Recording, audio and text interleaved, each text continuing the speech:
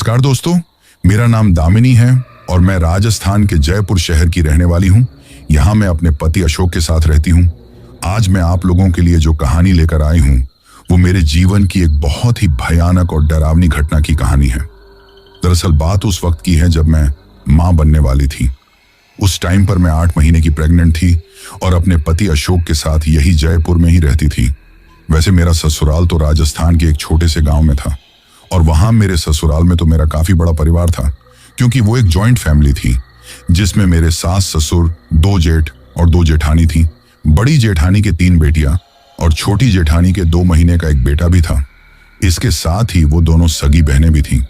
अब वो सब लोग तो खेती बाड़ी का काम करके अपना गुजारा करते थे और मेरे पति अशोक रेलवे में गवर्नमेंट जॉब करते थे।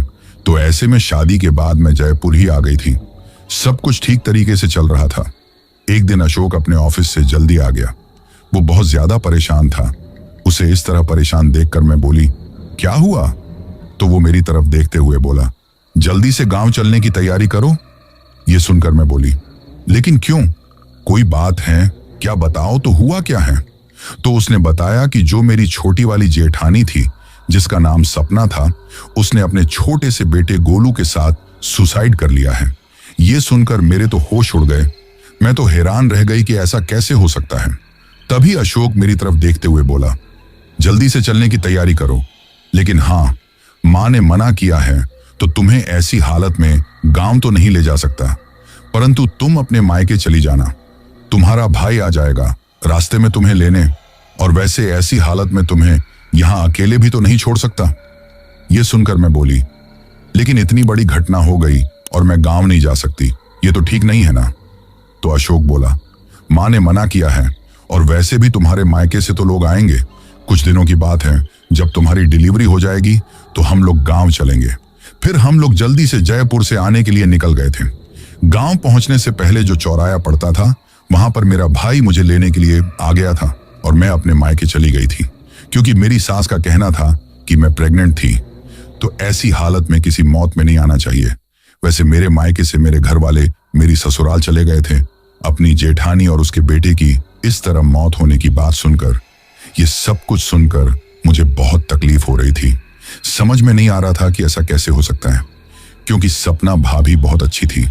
घर परिवार में सब लोग ठीक से रहते भी थे, लेकिन हाँ, जो मेरे जेठ जी थे वो सपना भाभी के साथ बात बात पर मारपीट किया करते थे। ठीक तरह से काम धंधा भी नहीं किया करते थे। दोनों पति पत्नी के बीच हमेशा लड़ाई झगड़ा होता रहता था। शायद इसी वजह से सपना भाभी ने सुसाइड कर लिया था। सपना भाभी और बड़ी भाभी जो सुमन भाभी थी, दोनों सगी बहनें थीं। उनके मायके वाले बहुत ज्यादा गरीब थे। ऐसे में उन लोगों ने कोई पुलिस केस भी नहीं किया। फिर मैं 15 दिन तक अपनी मायके में रही। मेरी हालत को देखते हुए मेरी मम्मी ने फिर मुझे वापस नहीं भेजा। अशोक मुझसे मिलकर जयपुर चला गया था और मेरे मायके में ही मेरी डिलीवरी हुई। मैंने बेटे को जन्म दिया था। जब मेरा बेटा 1 महीने का हो गया तो अब मेरे सास ससुर सब लोग चाहते थे कि मैं अपनी ससुराल आ जाऊं। ऐसे में मुझे लेने के लिए अशोक एक बड़ी गाड़ी किराए पर लेकर आ गया था और हम लोग उस गाड़ी में बैठकर गांव जाने के लिए रवाना हो गए। जब मैं अपनी ससुराल पहुंची तो घर के सामने गाड़ी रुकते ही मुझे सब कुछ याद आया।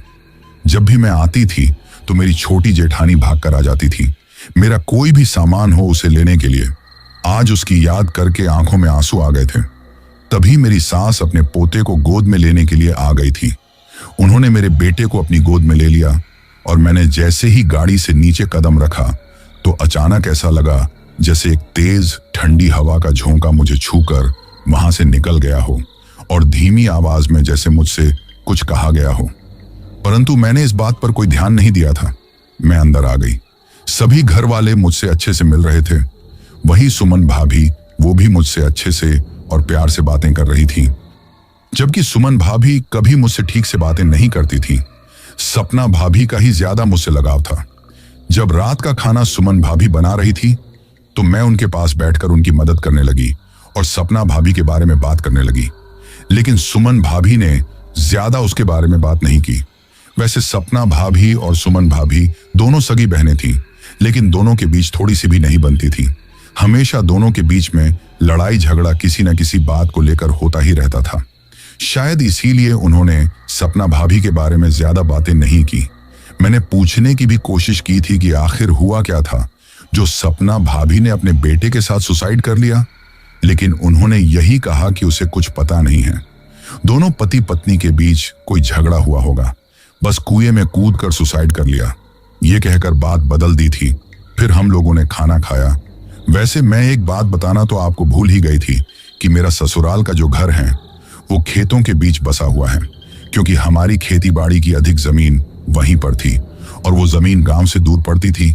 तो ऐसे में मेरे सास ससुर ने अपना घर खेतों के बीच में ही एक खेत में बना लिया था, जहां पर उनकी सारी खेती बाड़ी करने में आसानी हो जाती थी। वहीं पर एक कुआं भी बना हुआ था, जिसमें खेती बाड़ी के लिए पानी देने के लिए काम में लिया जाता था। साथ में पीने का पानी भी उससे ही निकाला जाता था। परंतु जब सपना भाभी ने उसमें कूदकर अपनी जान दी थी, तब से ही उस कुएं का पानी किसी काम में नहीं दिया जाता था। पास के ही दूसरे खेत में एक दूसरे किसान का कुआं था, वहीं से पीने का पानी लिया जाता था। रात को खाना खाने के बाद कुछ देर तक हम लोगों ने बैठकर एक दूसरे से बातें की। उसके बाद मैं और अशोक अपने बेटे को लेकर अपने कमरे में सो गए। जब मैं रात को सो रही थी तो मुझे महसूस हुआ जैसे कोई मेरे कानों में कुछ बोल रहा है।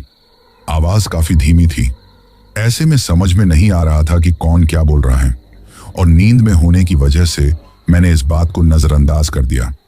परंतु जब आवाज फिर से आई तो मैंने हड़बड़ाते हुए आंखें खोलकर देखा, परंतु मुझे कुछ भी नजर नहीं आया। ये देखकर मैं सो गई। तभी मुझे ऐसा लगा जैसे कोई मेरे कमरे की खिड़की की तरफ से मुझे आवाज लगा रहा है। ऐसा महसूस होते ही आंखें खोलकर मैंने खिड़की की तरफ देखा तो तभी मुझे खिड़की की तरफ एक साया दिखाई दिया। ये देखकर एक पल के लिए तो मैं डर गई। वो साया मेरे खिड़की के पास में खड़ा हुआ था। ये देखकर मैंने सोचा कि मेरे कमरे का दरवाजा तो अंदर से लॉक है, शायद घर में से ही किसी को कोई काम होगा, इसलिए खिड़की से आवाज लगा रहा होगा। एक बार जाकर देखती हूँ। परंतु मुझे घबराहट हो रही थी, इसीलिए मैं अपनी बेड पर ही बैठी रही। फिर सोचा कि एक बार देखती हूँ कौन है। तो मैंने खड़े होकर जैसे ही खिड़की के पास जाकर देखा तो कोई नहीं था। ये देखकर फिर मैंने दरवाजा खोलकर भी चारों तरफ देखा, परंतु मुझे कोई भी नजर नहीं आया। ऐसा कैसे हो सकता है? मैंने खुद किसी को अपनी खिड़की के पास खड़ा देखा था। फिर सोचा शायद मेरे मन का भ्रम हुआ होगा। ये सोचकर मैं वापस आकर अपनी जगह पर सोने के लिए लेट गई थी। अभी मुझे सोए हुए कुछ ही वक्त हुआ था कि मुझे ऐसा लगा जैसे कोई मेरा नाम लेकर पुकार रहा है। वो आवाज काफी जानी पहचानी सी लग रही थी। मैं नींद में ही ये महसूस कर रही थी कि मुझे आवाज कौन लगा रहा है। ये आवाज तो सपना भाभी की है। ये याद करते ही हड़बड़ाते हुए मैंने आंखें खोली तो अपनी आंखों के सामने जो देखा उसे देखकर मेरे होश उड़ गए, क्योंकि मेरे बेड के पास मेरी आंखों के सामने सपना दीदी खड़ी हुई थी, लेकिन वो काफी डरावनी लग रही थी। उनके शरीर पर जगह जगह खून निकल रहा था। आंखों के नीचे काले बड़े बड़े गड्ढे थे। वो खून के आंसू रोते जा रही थी। ये देखकर मैं तो इतना ज्यादा घबरा गई कि मेरे मुंह में से आवाज तक नहीं निकल रही थी। वहीं मुझे देखकर सपना दीदी और ज्यादा रोने लगी। उस वक्त सपना दीदी की आत्मा को देखकर मेरे तो होश उड़ गए। मैंने हाथ बढ़ाकर अशोक को जगाने की कोशिश की तो कुछ देर में अशोक की नींद खुल गई और उसने मेरी तरफ देखकर कहा, क्या हुआ? तो मैंने सपना दीदी की तरफ देखा। अब वो मुझे नजर नहीं आ रही थी। तभी अशोक बोला, क्या हुआ? तो मैं हड़बड़ाते हुए बोली, कुछ नहीं। ये कहकर वापस सोने के लिए लेट गई थी। घबराहट की वजह से नींद नहीं आ रही थी। मैं सोच रही थी कि मेरे मन को भ्रम हुआ था या सच में ही मैंने सपना दीदी को देखा था। कुछ भी मुझे समझ में नहीं आ रहा था। देर रात मेरी आंख लग गई और मैं सो गई। सुबह होने पर मैंने इस बारे में किसी से भी बातें नहीं की। मैं सोच रही थी कि शायद मेरे मन को भ्रम हुआ होगा या मैंने कोई डरावना सपना देखा होगा। सारा दिन घर वालों के साथ कब गुजर गया पता ही नहीं चला। मेरी सास चाहती थी कि मैं कुछ दिन तक अपनी ससुराल में ही उनके पास रहूं, क्योंकि वे लोग चाहते थे कि शहर में तो ऐसा दूध मिलता है जिससे बच्चे की तबीयत खराब हो जाएगी। साथ ही डिलीवरी के बाद मेरी सास, जो ससुराल में हर सास अपनी बहू को कुछ न कुछ लड्डू बनाकर देती है, चाहती थी कि वो बनाकर मुझे देगी, जिससे मेरे शरीर को ताकत मिलेगी, क्योंकि डिलीवरी के समय शरीर बहुत कमजोर हो गया था और छोटे बच्चे को ले जाना भी ठीक नहीं है। अगर जयपुर में कमरे पर पीछे से कोई समस्या आ गई तो अशोक तो ड्यूटी पर रहता है, कौन संभालेगा? ये सोचकर उन लोगों ने मुझे रुकने के लिए कहा। अशोक वहीं पर मुझे छोड़कर कुछ दिन बाद आने की बात कहकर वहां से चला गया और मैं भी सबकी बातें सुनकर शायद ये ठीक रहेगा ये सोचकर गांव में ही रुक गई। अब मैं अपने बेटे के साथ रह गई थी। शाम को खाना खाने के बाद मैं अपने कमरे में अशोक से फोन पर बातें कर रही थी और मेरा बेटा सो चुका था। तभी मुझे ऐसा लगा जैसे कोई मेरे पीछे खड़ा है और मुझे घूर रहा है। ये महसूस होते ही मैंने हड़बड़ाते हुए पीछे की तरफ देखा, लेकिन मुझे कुछ भी नजर नहीं आया। मैं फिर से अशोक से बातें करने लग गई। तभी ऐसा लगा जैसे कोई मेरे कमरे के सामने से तेजी से भागते हुए निकल गया है। ये महसूस होते ही मैं खड़े होकर कमरे से बाहर की तरफ देखने लगी, लेकिन मुझे कुछ भी नजर नहीं आया था। मैंने सोचा कि शायद कोई घर में से होगा या फिर मेरे जेठ जी की छोटी 3 बेटियों में से कोई होगी, इसलिए मैंने ज्यादा इस बात पर ध्यान नहीं दिया। अशोक से बात करने के बाद मैं अपने बेटे को लेकर कमरे का दरवाजा अंदर से अच्छे से लॉक करके सो गई थी। अभी मुझे सोए हुए कुछ ही वक्त हुआ था कि मुझे ऐसा लगा जैसे कोई मेरे कमरे में चल रहा है। उसके चलने का एहसास मुझे महसूस हो रहा था। मैंने हड़बड़ाते हुए अपनी आंखें खोली। मेरे कमरे में किसी के चलने की आवाज तो मुझे साफ सुनाई दे रही थी, लेकिन कौन है इसके बारे में पता नहीं लग रहा था। अब मैं घबराते हुए चारों तरफ देख रही थी। तभी मुझे मेरे कमरे के दरवाजे पर से सपना दीदी जाती हुई दिखाई दी। सपना दीदी को देखकर मेरे होश उड़ गए। उसने दरवाजे पर से मेरी तरफ देखा। वो रोते जा रही थी और फिर बिना कुछ कहे ही वहां से चली गई। ये देखकर मैं बहुत ज्यादा घबराने लग गई। अपने बेटे को लेकर मन कर रहा था कि अपनी सास के पास चली जाऊं, लेकिन उनसे क्या बोलूंगी, इसलिए वहीं पर लेटे रही। परंतु घबराहट की वजह से मुझे नींद नहीं आ रही थी। मैं भगवान को याद करते जा रही थी। तभी मुझे ऐसा लगा जैसे कमरे की छत पर कोई भाग रहा है। ये देखकर मैं और भी ज्यादा डर गई थी और घबराते हुए फिर से सोने की कोशिश करने लगी, लेकिन घबराहट की वजह से नींद नहीं आ रही थी। तो मैं अपने बेटे को अपनी गोद में उठाकर अपनी सास के पास चली आई। मुझे इस तरह आता देखकर मेरी सास बोली, क्या हुआ? तो मैं घबराते हुए बोली, अकेले नींद नहीं आ रही है, डर भी लग रहा है। तो मेरी सास बोली, कोई बात नहीं, आ जाओ। ये कहकर उन्होंने मुझे अपने साथ सुला लिया। वैसे मेरे ससुर और मेरे दोनों जेठ जी बरामदे में सोया करते थे। मैं अपनी सास के साथ उनके कमरे में सो गई थी। बहुत ज्यादा घबराहट हो रही थी। मन कर रहा था कि सपना दीदी के बारे में अपनी सास को बताऊं, लेकिन फिर सोचा कि पता नहीं ये मेरी बात पर यकीन करेगी या नहीं करेगी, इसलिए मैंने उन्हें कुछ नहीं बताया। उस दिन तो मैं सो गई थी। अगले दिन मैं सारा दिन यही सोचती रही कि आखिर सपना भाभी रोते हुए मुझे क्यों दिखाई देती है। वो मुझे डराने की कोशिश करती हैं या कुछ बताने की कोशिश करती हैं, कुछ समझ में नहीं आ रहा था। फिर मैं अपने आप से ही बोली कि अगर उन्हें मुझे कुछ तकलीफ पहुंचानी होती तो वो न जाने कब की मुझे तकलीफ पहुंचा चुकी होती। यही सोचते हुए भी कुछ भी समझ में नहीं आ रहा था कि सपना दीदी का मुझे दिखाई देने का मकसद क्या है। वो सिर्फ मुझे ही दिखाई देती हैं या घर में किसी और को भी दिखाई देती हैं, मुझे नहीं पता था। उस रात मैं वापस अपने कमरे में अपने बेटे के साथ सो गई थी। अशोक से बात करने के बाद कुछ देर मोबाइल देखती रही और उसके बाद सो गई। जब मैं गहरी नींद में सो रही थी तो मुझे किसी के रोने की आवाज सुनाई नहीं दी। मैंने आंखें खोलकर देखा तो अपने कमरे में वो आवाज मुझे सुनाई दे रही थी, लेकिन दिखाई कोई नहीं दे रहा था। फिर धीरे धीरे वो आवाज काफी तेज और भयानक हो गई। अब मेरा पूरा कमरा रोने की आवाज से गूंजने लगा। ऐसा लग रहा था जैसे कोई तेज तेज आवाज में रो रहा है। ये देखकर मैं बहुत ज्यादा डर गई। तभी मेरी नजर मेरी खिड़की की तरफ गई और मुझे सपना भाभी खड़ी हुई दिखाई दी, जो जोर जोर से रो रही थी। उनको इस तरह रोते देखकर मेरी तो सांसें ही गले में अटक गई थी। घबराते हुए मैं कुछ भी नहीं बोल पा रही थी। वो इतनी जोर से रो रही थी कि पूरा कमरा गूंज रहा था। तभी उसने मुझे कुछ कहने की कोशिश की तो मैंने घबराते हुए अपने दोनों कानों पर हाथ रख लिया। ये देखकर उसने मेरी तरफ हाथ बढ़ाया। जैसे ही उसने मेरी तरफ हाथ बढ़ाया तो मेरे तो होश उड़ गए और मैं जोर जोर से चिल्लाने लग गई। उस मेरे चिल्लाने की आवाज सुनकर सभी घर वाले दौड़ते हुए वहां आ गए। वे लोग दरवाजा खटखटाने लगे और दरवाजा खोलने के लिए कहने लगे। तो घबराते हुए बड़ी मुश्किल से मैं दरवाजे तक गई और दरवाजा खोला। उस वक्त मैं बहुत ज्यादा घबराई हुई थी। तभी मेरी सास बोली, क्या हुआ बेटा? तो मैं घबराते हुए बस यही बोल पाई, सपना भाभी। ये सुनकर सब घर वाले हैरानी से एक दूसरे की तरफ देखने लगे। तभी मेरी जेठानी बोली, जरूर इसने कोई डरावना सपना देखा होगा। अब मेरी सास बोली, मैं तो तुमसे कल कहा था बेटा कि अगर तुम्हें अकेले डर लगता है तो मेरे पास सो जाया करो। चलो, ये कहकर मुझे अपने साथ ले गई। जैसे ही मैं कमरे से बाहर निकली तो मुझे अपने कमरे में खड़ी हुई सपना भाभी दिखाई दी। ये देखकर तो अब मुझे बहुत ज्यादा डर लग रहा था। मैं अपनी सास के साथ उनके कमरे में चली गई। घबराहट की वजह से मुझे नींद भी नहीं आ रही थी। तो मेरी सास बोली, बेटा जरूर कोई डरावना सपना देखा होगा। यह सुनकर मैं घबराते हुए हड़बड़ाते हुए बोली, नहीं, मैंने कोई डरावना सपना नहीं देखा है। मैंने हकीकत में ही सपना भाभी को देखा है। जिस दिन से आई हूं उस रात से ये कहते हुए मैंने सारी बात बताई।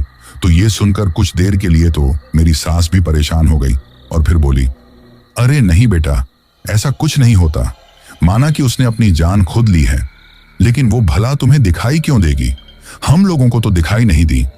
जैसे ही वो ये कहने लगी तो अचानक जैसे कमरे में तेज तेज हवा चलने लगी थी। तभी मेरी सास बोली, लगता है बाहर मौसम खराब हो गया है। ये कहकर खिड़की दरवाजे बंद कर दिए और मुझसे बोली, बेटा रात काफी हो गई है, सो जाओ। यह सुनकर मैं सोने के लिए लेट गई थी, लेकिन घबराहट की वजह से मुझे नींद नहीं आ रही थी। मैं आंखें बंद करके सोने की कोशिश करती रही और घबराते हुए आखिरकार मुझे नींद आ गई।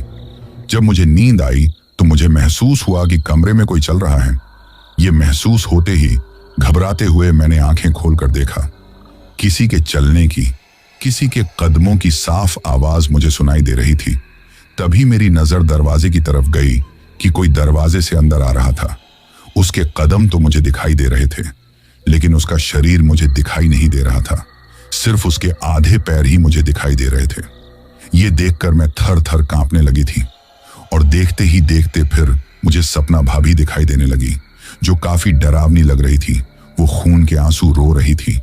ये देखकर मैंने अपना चेहरा चादर में छुपा लिया और कुछ देर घबराते हुए उस तरफ देखा भी नहीं। कुछ देर बाद जो कदमों की आवाज थी वो बंद हो गई, तो मैंने घबराते हुए चादर उठाकर देखा तो मेरे होश उड़ गए। सपना भाभी मेरे बिल्कुल पास में खड़ी हुई थी। ये देखकर अब तो मेरी सांसें गले में अटक गईं और दिल की धड़कन बढ़ गई थी। अब मैं चाहते हुए भी नहीं चिल्ला पा रही थी। तभी वो मेरी तरफ देखते हुए बोली, क्यों आई हो तुम यहाँ? क्यों आई हो? ये कहते हुए उसकी आंखों में से खून के आंसू निकलने लगे। उस वक्त मैं तो घबराते हुए कुछ बोल नहीं पा रही थी। तभी वो मेरी तरफ देखकर बोली, वापस चली जाओ, यहां से वापस चली जाओ, यहां नहीं आना चाहिए था तुम्हें। अब मुझ में इतनी हिम्मत नहीं थी कि उसकी बातों का जवाब दे सकूं। तभी वो फिर जोर से बोली, चली जाओ यहां से, चली जाओ। ये कहते हुए जोर जोर से रोने लगी। उसके रोने की आवाज पूरे कमरे में गूंजने लगी थी। ये देखकर मैं बहुत ज्यादा डर गई। तो वो मेरी तरफ देखकर बोली, सुना ना तुमने, चली जाओ यहां से, अपने बेटे को लेकर चली जाओ। ये कहते हुए उसने मेरे बेटे की तरफ देखा। वो एक टक मेरे बेटे को देखते रही। मैं तो बहुत ज्यादा घबरा गई थी। फिर उसने मेरी तरफ देखा और दरवाजे की तरफ चली गई। देखते ही देखते हुए दरवाजे से बाहर निकल गई। उस वक्त मुझे ये देखकर हैरानी हुई कि दरवाजा तो बंद था, लेकिन वो बिना दरवाजा खोले ही बाहर निकल गई। फिर मुझे याद आया कि वो तो एक आत्मा है, कहीं भी आ जा सकती हैं। ये सोचकर अभी मुझे घबराहट हो रही थी। सपना भाभी की बातें मेरे दिलो दिमाग में घूम रही थी कि वो भला मुझे यहां से जाने के लिए क्यों बोल रही थी। कुछ भी समझ में नहीं आ रहा था। यही सब सोचते हुए पहले तो मैं घबरा रही थी, परंतु फिर पता नहीं धीरे धीरे मेरा डर कम हो गया और मैं आंखें बंद करके सोने की कोशिश करने लगी। तो कुछ ही देर में मैं सो गई। अगले दिन जब सुबह हुई तो मैंने अशोक को कॉल करके इस बारे में बताया तो वो बोला, ऐसा कुछ नहीं है, ये तुम्हारे मन का भ्रम है और कुछ नहीं। सपना भाभी से तुम्हें ज्यादा लगाव था ना, तो इसलिए तुम्हें ऐसा लगता है, वरना ऐसा कुछ नहीं है।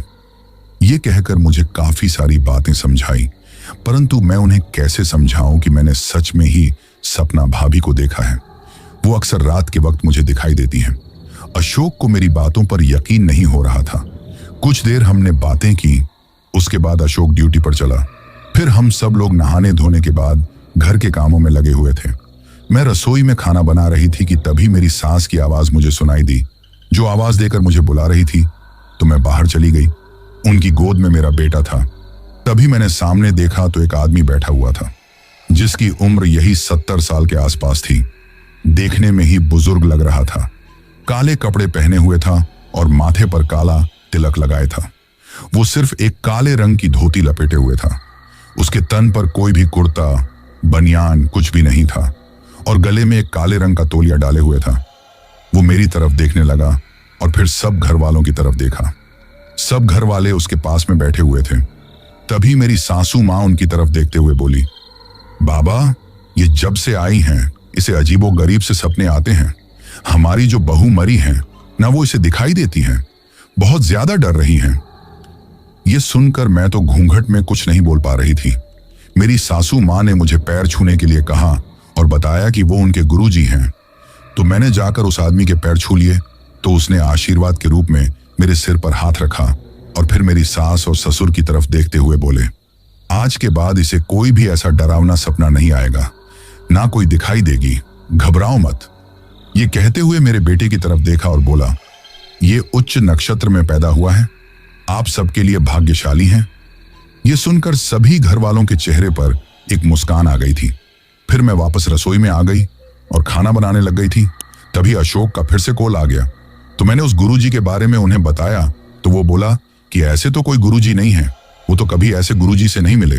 जब मैंने बताया कि सच में वो घर पर आए थे तो उन्होंने कहा कि हो सकता है कि घर वाले उसे मानते हों, अपना गुरु बना रखा हो, और वैसे भी मैं तो अक्सर ज्यादातर बाहर ही रहा हूं, तो मुझे इस बारे में ज्यादा पता नहीं है।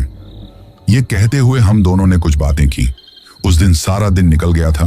रात को जब मैं अपनी सासू माँ के साथ अपने बेटे को लेकर उनके कमरे में सो रही थी तो मुझे सपने में दिखाई दिया कि सपना भाभी रोते हुए बहुत ज्यादा चिल्ला रही थी। वो दर्द से तड़पते हुए रो रही थी। ऐसा लग रहा था जैसे उनके पूरे शरीर में आग जल रही हो। वो अपने आप को बचाने के लिए इधर उधर भाग रही थी, दर्द से छटपटा रही थी। उनकी इस तरह की तकलीफ देखकर हड़बड़ाते हुए मेरी नींद खुल गई। मुझे बहुत ज्यादा तकलीफ हो रही थी। कुछ समझ में नहीं आ रहा था कि आखिर मेरे साथ ये क्या हो रहा है।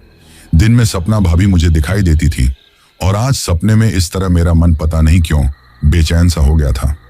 उस रात मैं ठीक से सो भी नहीं पाई थी। अगले दिन सुबह होते ही मैंने अपनी मम्मी को कॉल किया और सारी बातें बताई। तो मेरी बात सुनकर मेरी मम्मी बोली, बेटा, तुम्हारी जेठानी ने अपने बेटे के साथ खुद की जान ली है और ऐसी आत्माओं को शांति नहीं मिलती। वो अक्सर भटकती रहती हैं, शायद इसीलिए वो तुम्हें दिखाई देती हैं। और वैसे भी तुम्हारी सासू माँ ने अपने गुरुजी से कहकर अच्छा किया है। अब तुम्हें वो दिखाई नहीं देगी, लेकिन अगर फिर भी दिखाई दे तो यहाँ आ जाना। देवी माँ का ताबीज तुम्हारे लिए बनवा देंगे, फिर तुम्हें वो कभी दिखाई नहीं देगी। ये सुनकर मैं बोली, हाँ मम्मी, लेकिन समझ में नहीं आ रहा कि वो कल रात दर्द में क्यों तड़प रही थी। सच बताऊं तो उस सपने को याद करके मुझे बहुत तकलीफ हो रही है। ये सुनकर मम्मी बोली, तुम्हारे घर जो कोई गुरुजी कल आए थे, शायद उन्होंने मना किया हो या अपनी तरफ से कोई पूजा अर्चना की हो उसे रोकने के लिए कि वो तुम्हें दिखाई ना दे, जिसकी वजह से उसे थोड़ी तकलीफ हो रही होगी।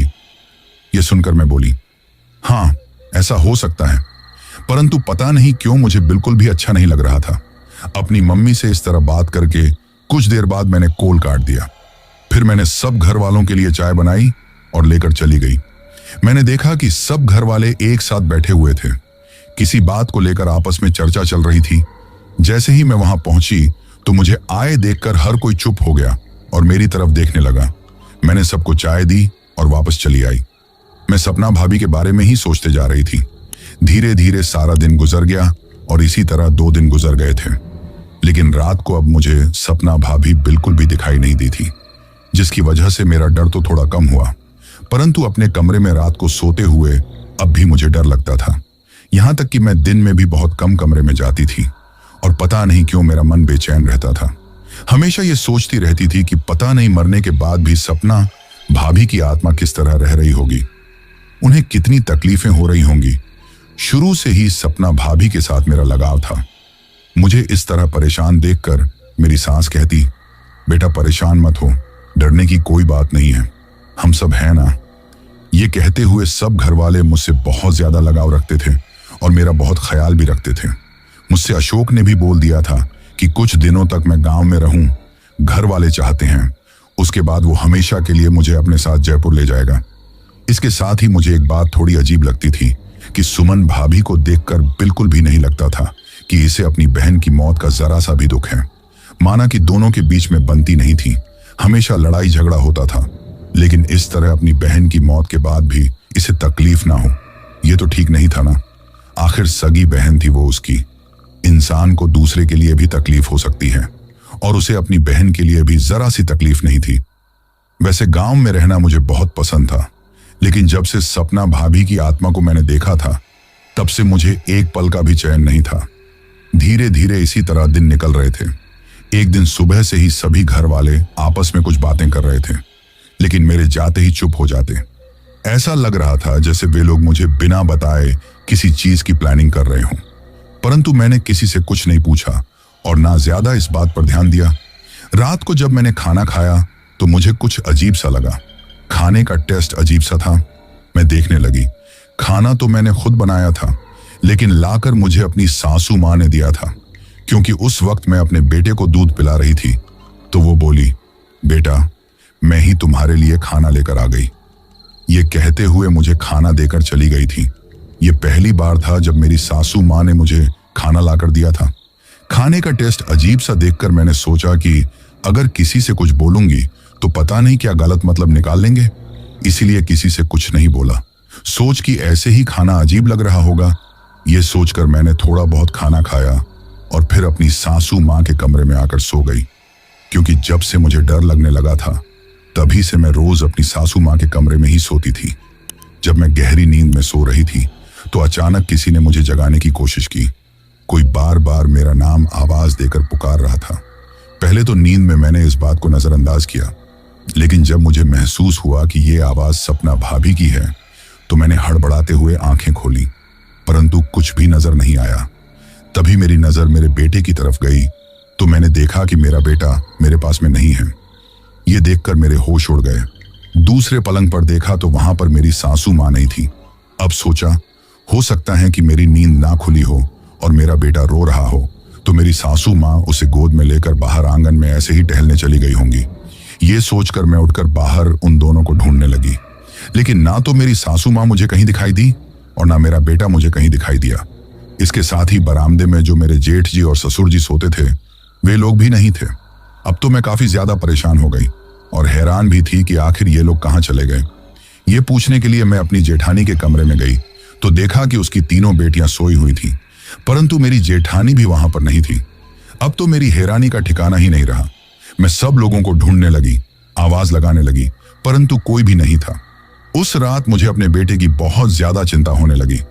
साथ में सभी घर वालों के बारे में सोचकर मैं छत पर पूरे घर में ढूंढ लिया, लेकिन वे लोग कहीं नजर नहीं आए।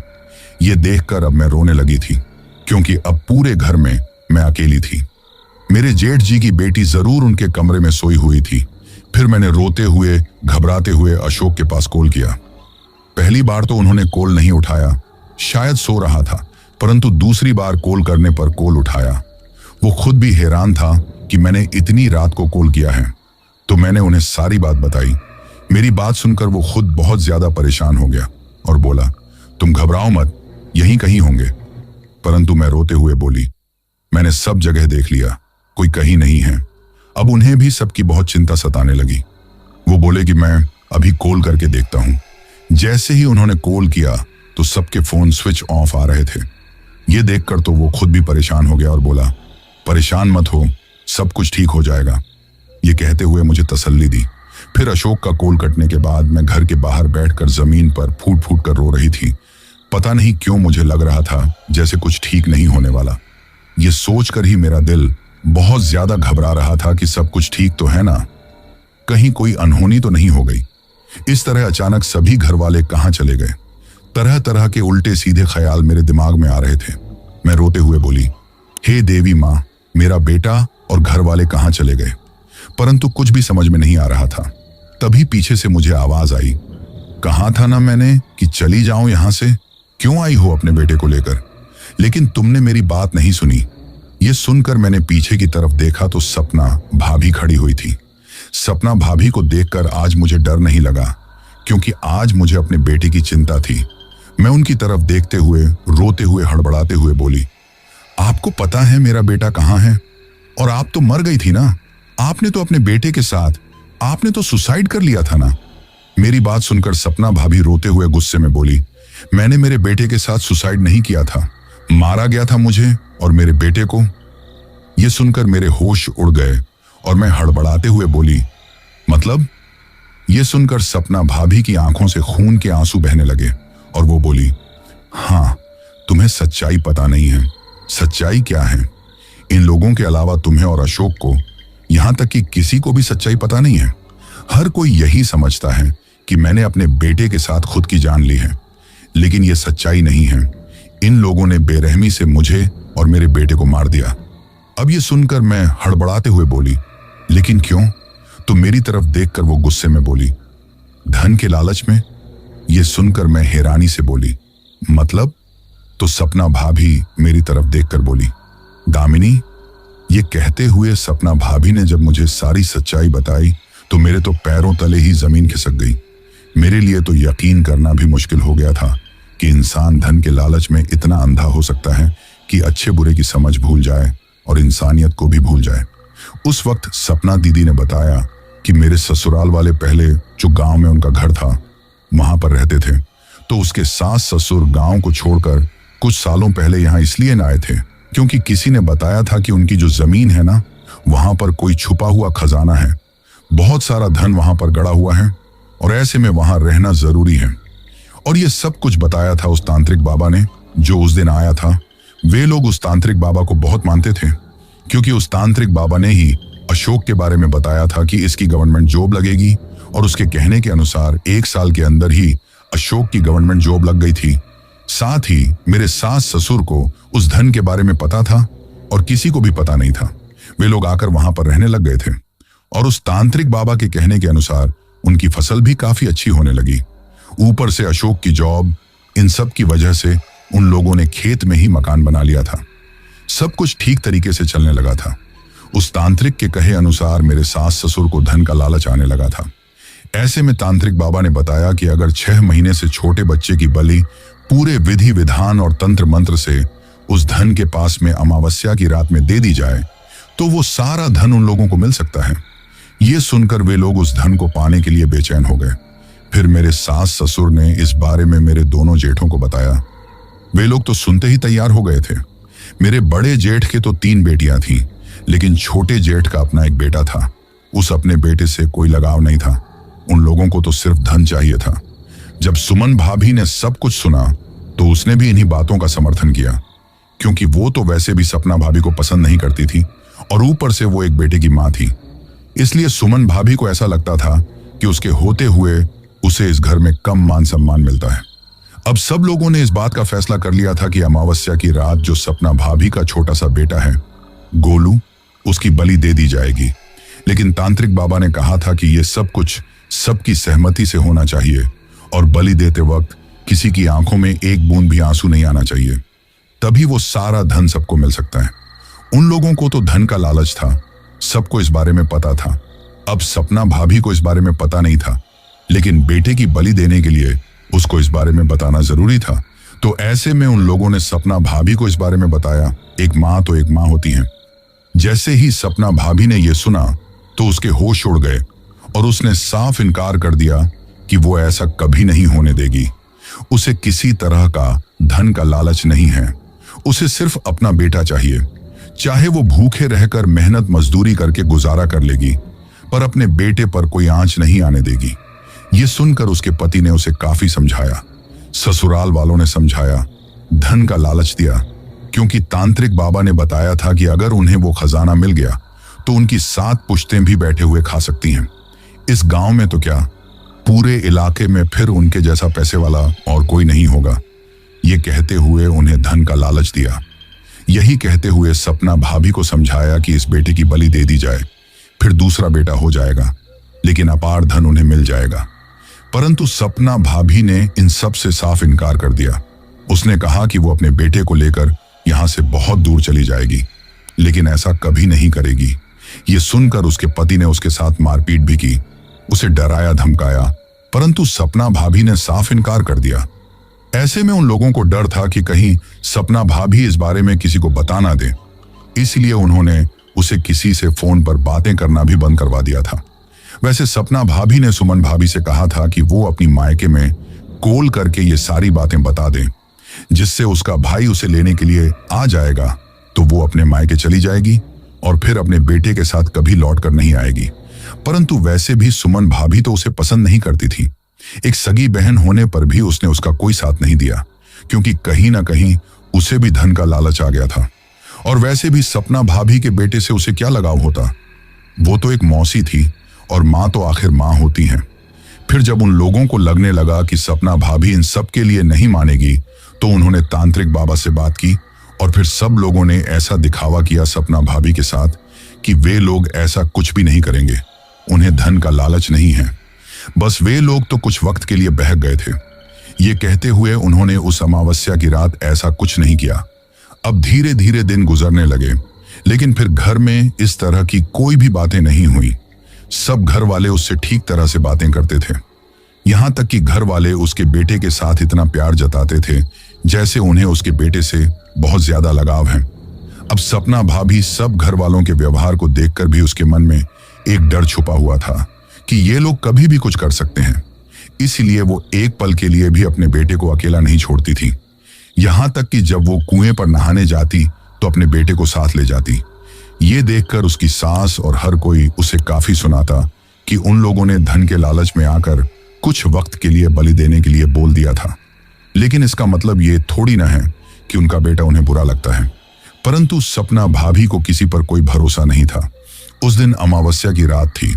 सपना भाभी अपने बेटे को लेकर कमरे में सोई हुई थी। तभी आधी रात के वक्त अचानक उसकी नींद खुल गई, क्योंकि रात के उस वक्त वो अपने बेटे को दूध पिलाया करती थी, तो उसे आदत लगी हुई थी। जैसे ही उसकी नींद खुली तो उसने देखा कि उसका बेटा उसके पास में नहीं है। ये देखकर वो बहुत ज्यादा घबरा गई और अपने बेटे को ढूंढने लगी। जब अपने कमरे से बाहर आई तो देखा घर में कोई नहीं था। ये देखकर उसके होश उड़ गए। तुरंत उसका शक यकीन में बदल गया। उस वक्त उसने सभी घर वालों को ढूंढा, लेकिन कोई नहीं मिला था। सिर्फ सुमन भाभी की तीनों बेटियां एक कमरे में सोई हुई थीं। ये देखकर वो बहुत ज्यादा डर गई। उसे पल भर में ही सब कुछ समझ में आ गया था। अब वो भागते हुए इधर उधर सभी को ढूंढने लगी थी, लेकिन न उसे अपना बेटा मिलना और न घर वाले दिखाई दिए। तभी उसे कुछ याद आया।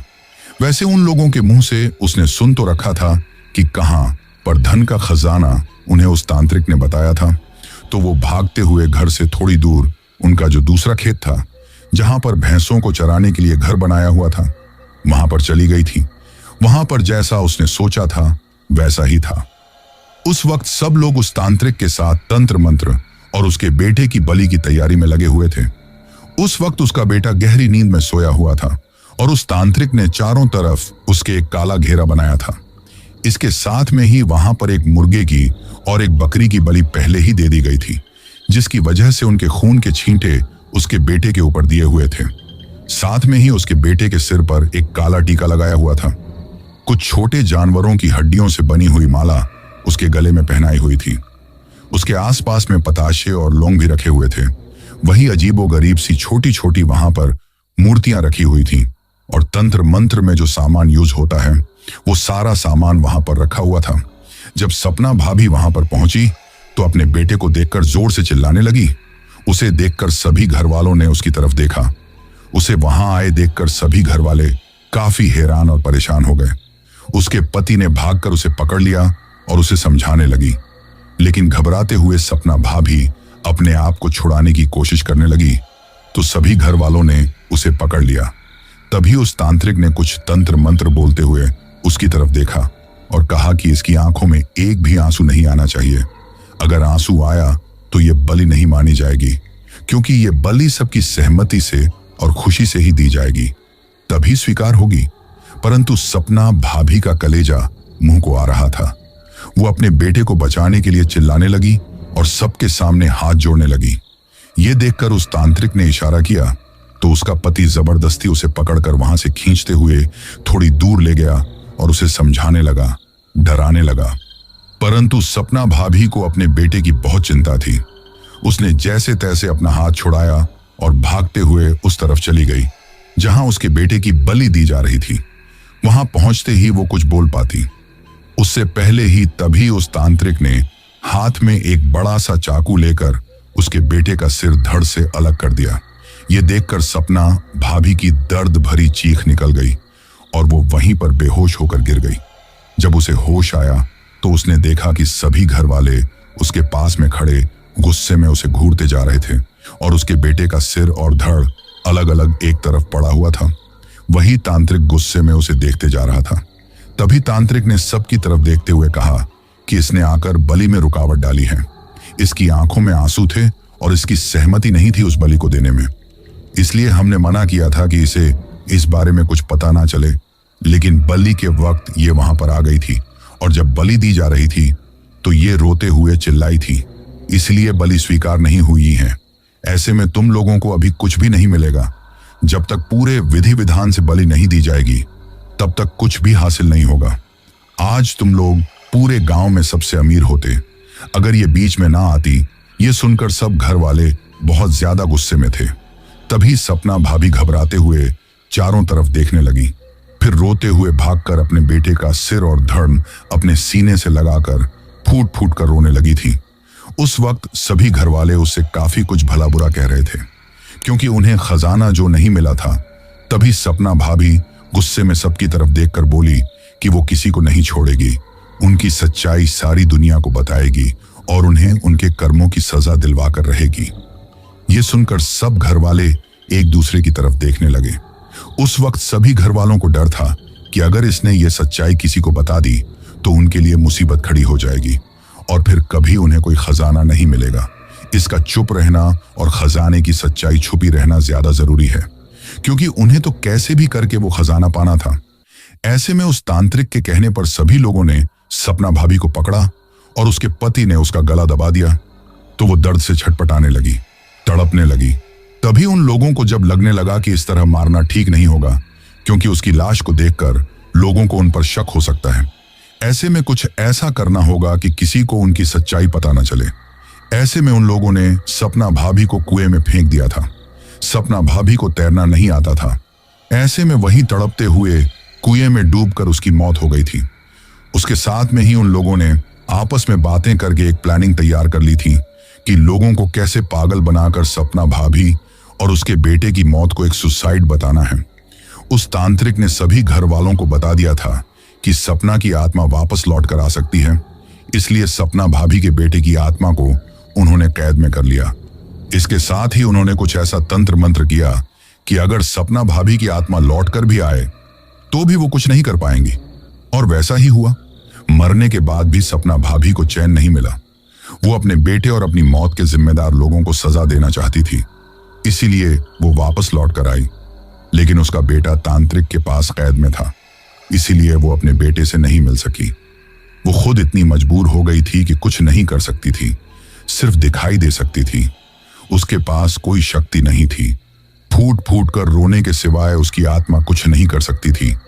वही तांत्रिक ने सभी घर वालों के ऊपर कुछ तंत्र मंत्र कर दिया था, जिसकी वजह से सपना भाभी की आत्मा किसी को दिखाई नहीं देती थी। अब अपने बेटे की याद में तड़पती हुई सपना भाभी रोते हुए भगवान से प्रार्थना करती कि उसके गुनहगारों को सजा जरूर मिले। वो हर पल तड़पती रहती थी। ऐसे में जब मैं अपने मायके से पहली बार अपने बेटे को लेकर अपनी ससुराल आई तो सपना भाभी की आत्मा ये सोचकर तड़प उठी कि जो कुछ उसके बेटे और उसके साथ हुआ था वही सब कुछ मेरे साथ और मेरे बेटे के साथ ना हो। वैसे सपना भाभी ने मुझे ये बताने की पूरी कोशिश की कि उनके साथ क्या हुआ था, लेकिन मैं तो उनकी आत्मा को देखकर इतना घबरा गई थी कि उनकी कोई बात सुन नहीं पाई थी। आज जब मेरे साथ ये सब कुछ हुआ तो सपना भाभी की बात सुनकर मुझे सब कुछ पल भर में ही समझ में आ गया। तभी मैं रोते हुए सपना भाभी की तरफ देखकर हड़बड़ाते हुए बोली कि मैं अभी जाकर अपने बेटे को बचाऊंगी। अपने होते हुए मैं अपने बेटे को कुछ नहीं होने दूंगी। ये कहकर जाने लगी तो सपना भाभी बोली, रुक जाओ। ये सुनकर मैं रुक गई और हड़बड़ाते हुए सपना भाभी की तरफ देखा। सपना भाभी ने मेरी तरफ देखते हुए कहा, दामिनी, मैं तुम्हारी तकलीफ समझ सकती हूँ। मैं भी इसी तकलीफ से कभी गुजरी थी और आज भी अपने बेटे के लिए तड़प रही हूं। मैं जानती हूं कि तुम अपने बेटे के लिए अपनी जान दे सकती हो। उसे बचाने के लिए तुम कुछ भी कर सकती हो, लेकिन तुम चाहते हुए भी कुछ नहीं कर पाओगी। वे लोग तुम्हें भी उसी तरह मार देंगे जिस तरह मुझे मारा था। और फिर क्या होगा? तुम्हारी मौत को भी एक आत्महत्या या हादसा बता दिया जाएगा। सपना भाभी ने आगे कहा। वैसे भी अशोक को तो इस बारे में कुछ भी पता नहीं है। ये लोग उसके सामने भी यही दिखावा कर देंगे कि तुमने अपने बेटे के साथ सुसाइड किया है। ऐसे में किसी की आंखों के सामने कोई सच्चाई नहीं आ पाएगी, जिस तरह मेरे बेटे और मेरी मौत की सच्चाई नहीं आई थी, क्योंकि इन लोगों ने मेरे घर वालों के सामने वैसा ही नाटक किया था और मेरे बेटे की लाश को भी निकाल लिया था। सभी को यह बता दिया कि छोटी सी बात की वजह से मैंने खुद अपने बेटे का गला काटकर उसकी जान ले ली और फिर कुएं में कूदकर अपनी जान दे दी थी। सच्चाई किसी को भी पता नहीं चली। इस तरह तुम्हारी सच्चाई भी किसी को पता नहीं चलेगी, दामिनी, सपना भाभी ने आगे कहा। इसलिए तुम्हें इस वक्त हिम्मत और होश से काम लेना होगा। अगर तुम्हें और तुम्हारे बेटे को कुछ हो गया तो क्या होगा? उसके बाद अशोक की दूसरी शादी कर दी जाएगी और उसकी दूसरी पत्नी आएगी, और जो बेटा होगा उसके साथ भी वही सब कुछ होगा जो मेरे और मेरे बेटे के साथ हुआ था। जब तक इन लोगों को खजाना नहीं मिल जाता, ये लोग ऐसे ही बलि देने के बारे में सोचते रहेंगे। इन्हें किसी की जान की कोई परवाह नहीं है। ये लोग सिर्फ धन के लालची हैं, इसलिए तुम कुछ नहीं कर पाओगी। तुम्हारी तकलीफ यहां कोई नहीं समझेगा। मेरे खुद के पति ने अपने हाथों से अपने बेटे को मौत के मुंह में फेंक दिया था। साथ में मेरी जान ले ली थी, और मेरी संगी बहन, जो सब कुछ जानकार भी मेरी तकलीफ नहीं समझ पाई और उन लोगों का साथ दिया।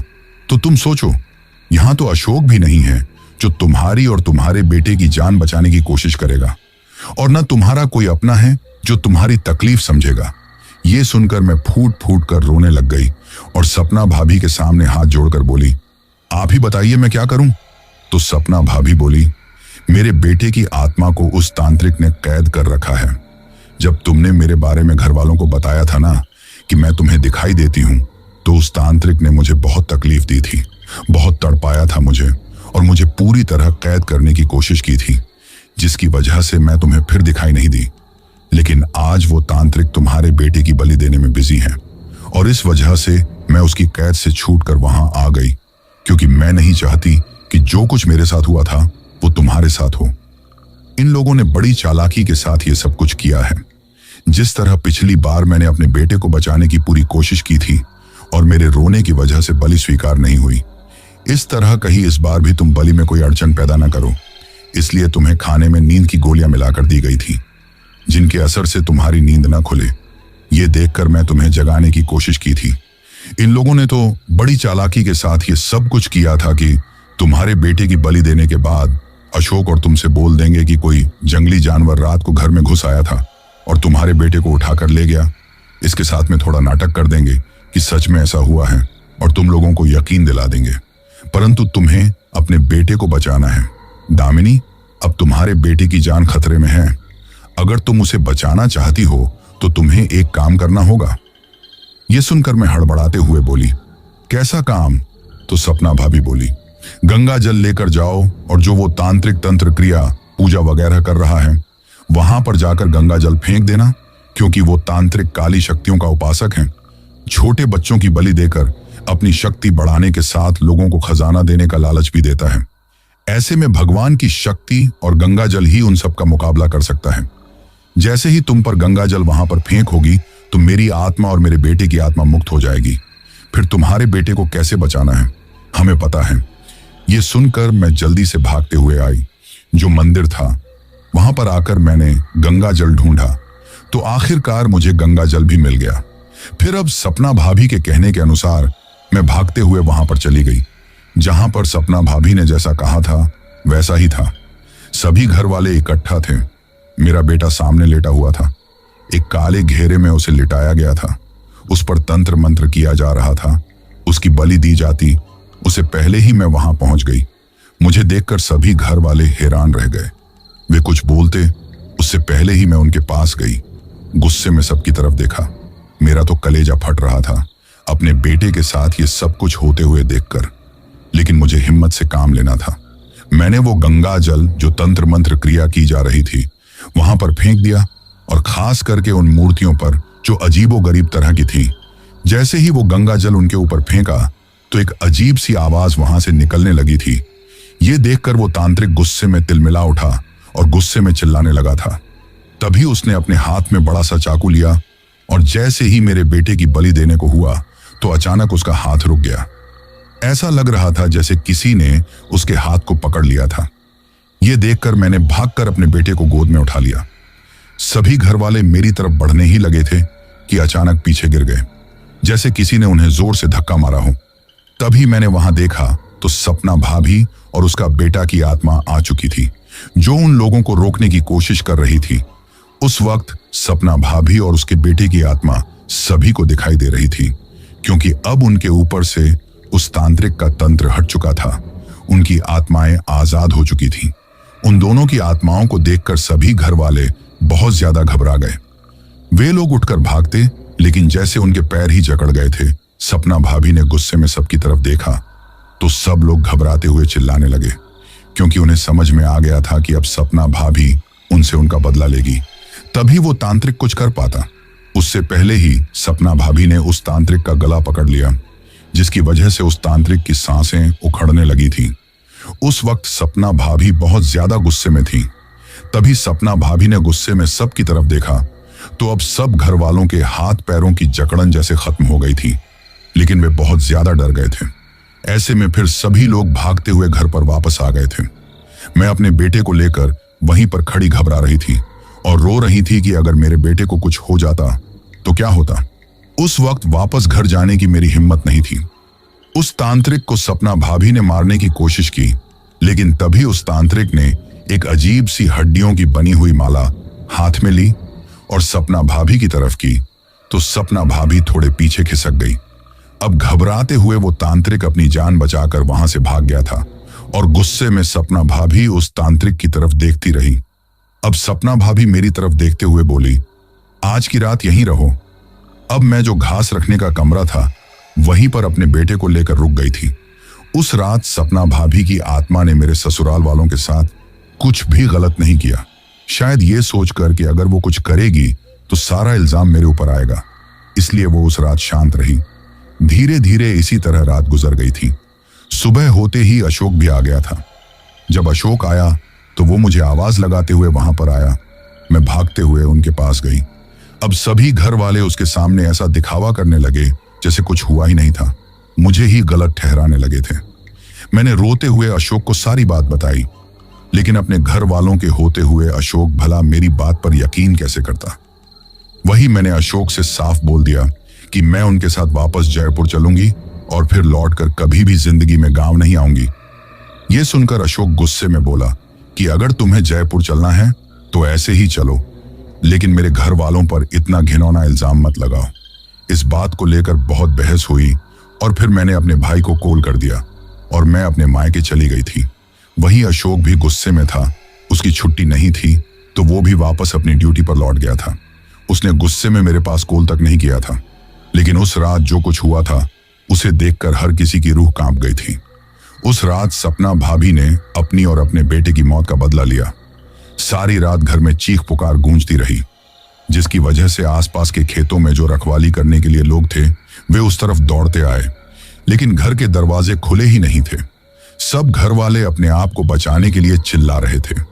धीरे धीरे पूरे गांव में यह खबर फैल गई और रात के वक्त ही पूरा गांव इकट्ठा हो गया। सबकी आंखों के सामने वो भयंकर नजारा था। उस रात सपना भाभी ने उन तीनों बच्चियों को छोड़कर और अपनी बहन को छोड़कर सभी को मौत के घाट उतार दिया था। सभी को बेरहमी से मार दिया था। उसी वक्त अशोक के पास गांव के किसी आदमी ने कॉल करके सारी बात बताई और मेरे मायके में भी बोल दिया, तो हम लोग वहां पर लौट आए थे, मेरी और अशोक की। हम सबकी आंखों के सामने सभी घर वालों की लाश पड़ी हुई थी। उस वक्त उनकी लाश हमसे देखी नहीं गई थी। किसी के हाथ पैर मुड़े हुए थे, किसी की आंखें बाहर निकली हुई थी तो किसी का कलेजा बाहर निकाला हुआ था, किसी के मुंह से खून निकल रहा था। बड़ी बेरहमी के साथ सपना भाभी ने उन्हें मारा था। तीनों बच्चियां डरी सहमी एक तरफ खड़ी हुई थीं। उन्हें किसी तरह की कोई तकलीफ नहीं पहुंचाई थी सपना भाभी ने। और सुमन भाभी की हालत इस तरह की थी कि वो बेहोशी में बार बार चिल्ला रही थी। ऐसे में उसे अस्पताल ले जाया गया, जहां पर अपनी आंखों के सामने अपनी मौत को देखकर सुमन भाभी ने घबराते हुए अशोक को सारी बातें बताईं, जिसे सुनकर अशोक के भी होश उड़ गए थे। गांव के लोगों के साथ अशोक ने सारी सच्चाई सुनी थी और उसके बाद ही ऐसा लगा जैसे सुमन भाभी का गला दबा रहा हो। उसकी सांसें उखड़ने लगी थी। ये देखकर बहुत कोशिश की डॉक्टर ने, सबने उसे बचाने की, लेकिन बचा नहीं पाए और सुमन भाभी की भी मौत हो गई थी। पूरे गांव में इस बात को लेकर खबर फैल गई थी। अपने घर वालों की अचानक हुई इस तरह की मौत ने अशोक को तोड़कर रख दिया था। साथ ही वो कभी सोच भी नहीं सकता था कि उसके घर वाले इतने लालची हो सकते हैं कि इंसानियत भी भूल जाए। अपने घर वालों के जाने की तकलीफ तो उसे थी, लेकिन अपने घर वालों से अब उसे नफरत थी, जिन्होंने सपना भाभी और उसके बेटे को तो मार दिया था और अब मेरे बेटे को भी मारना चाहते थे। वही फिर मैं अपनी ससुराल में अपने मायके वालों के साथ और अशोक के साथ 15 दिन तक रही। पूरे क्रियाकर्म करने के बाद हम लोग सुमन भाभी की तीनों बेटियों को लेकर वापस जयपुर लौट गए थे। अपनी गलती के लिए अशोक ने मुझसे माफी मांगी कि उसने मुझे गलत समझा, मेरी बात पर यकीन नहीं किया और अपने घर वालों की बात पर यकीन किया। परंतु मैं जानती थी कि अगर अशोक की जगह कोई और होता तो शायद वही सब कुछ करता जो अशोक ने किया था। अपनों को खोने की तकलीफ अशोक से बेहतर भला कौन समझ सकता था। धन पाने के लालच ने अशोक के पूरे घर वालों को मौत के मुंह में पहुंचा दिया था और वो तांत्रिक जिसने ये सब कुछ करवाया था, उसकी भी एक दिन रहस्यमय ढंग से मौत हो गई थी। शायद अपने गुनहगारों को सजा देने के बाद सपना दीदी की आत्मा को शांति मिल गई। अब मैं अपने बेटे अशोक और सुमन भाभी की तीनों बेटियों के साथ रहती हूँ। हम लोग कभी लौटकर वापस गांव नहीं गए। हमने हमेशा के लिए गांव और वो घर छोड़ दिया था और जो जमीन थी वो भी अशोक ने बेचकर उसके पैसों से जयपुर में ही कहीं प्लॉट खरीद लिए और उन्हें मेरे जेठ की बेटियों के नाम करवा दिए ताकि उनकी शादी में फिर उन्हें दे सके। अचानक हुई इतनी मौतों की वजह से गांव में इस तरह डर फैल गया था कि अब लोग हमारे ससुराल का जो मकान है उस तरफ भूलकर भी नहीं जाते। लोगों का कहना है कि आज भी रात के वक्त वहां पर सभी घर वालों की चिल्लाने की आवाज सुनाई देती है। शायद उनकी आत्मा को शांति नहीं मिल पाई थी। शांति भी कैसे मिलती, धन का लालच था ना उन्हें, और जब तक वो धन का खजाना उन्हें नहीं मिल जाता शायद उनकी आत्मा को भी शांति नहीं मिलेगी। परंतु इस घटना के बाद मैं इतना ज्यादा डर गई कि आज भी जब कोई डरावना सपना देखती हूँ तो मेरे दिल की धड़कन बढ़ जाती है। आज भी मैं ये सोचती हूँ कि अगर मैंने थोड़ी सी देर कर दी होती और सपना भाभी ने मेरी मदद नहीं की होती तो मैं अपने बेटे को हमेशा के लिए खो देती। उन लोगों के लालच के कारण मेरा बेटा मौत के मुंह में चला जाता और शायद वे लोग मुझे जिंदा भी नहीं छोड़ते। परंतु सपना भाभी एक अच्छी आत्मा थी, जिन्होंने मेरे और मेरे बेटे के साथ जो कुछ हुआ वो अपने साथ नहीं होने दिया। आज मेरा बेटा और मैं जिंदा हैं तो सिर्फ सपना भाभी की वजह से। मेरे जेठ की तीनों बेटियां अपनी मम्मी पापा को याद करके रोती थी, जिन्हें देखकर मुझे बहुत तकलीफ होती थी। काश उन लोगों ने धन का लालच नहीं किया होता तो आज हमारा भी हंसता खेलता एक सुखी संपन्न परिवार होता। वक्त गुजरने के साथ उन तीनों बेटियों ने भी जीना सीख लिया। मैं और अशोक उनके माँ बाप की कमी तो पूरी नहीं कर सकते, लेकिन हमेशा एक माँ बाप से बढ़कर उन्हें प्यार देने की कोशिश करते हैं। मैंने आप लोगों को अपनी ये सच्ची घटना इसलिए बताई है कि कभी कभी हम धन पाने के लालच में इतने अंधे हो जाते हैं कि इंसानियत भूल जाते हैं और ऐसा कुछ कर बैठते हैं कि अपनी जिंदगी की सारी खुशी दांव पर लगा देते हैं। कभी कभी तो हमारी जान पर भी बनाती है, तो कभी हम अपने अपनों को भी खो देते हैं और जब इस बात का हमें एहसास होता है तब तक बहुत देर हो चुकी होती है। हमारा लालच हमें किस तरफ ले जाता है इस बात का हमें एहसास तक नहीं होता। हम इंसानियत तक भूल जाते हैं। तभी तो हमारे बड़े लोगों ने हमसे कहा है कि मेहनत और सुकून की दो ही रोटी अच्छी होती है, और वैसे भी पराया धन हमेशा तकलीफ पहुंचाने के अलावा कुछ नहीं देता। परंतु धन के लालच में उस वक्त हमें कुछ नजर नहीं आता। तो दोस्तों, ये थी हमारी आज की कहानी। कहानी आपको कैसी लगी ये आप मुझे कमेंट बॉक्स में कमेंट करके जरूर बताएं।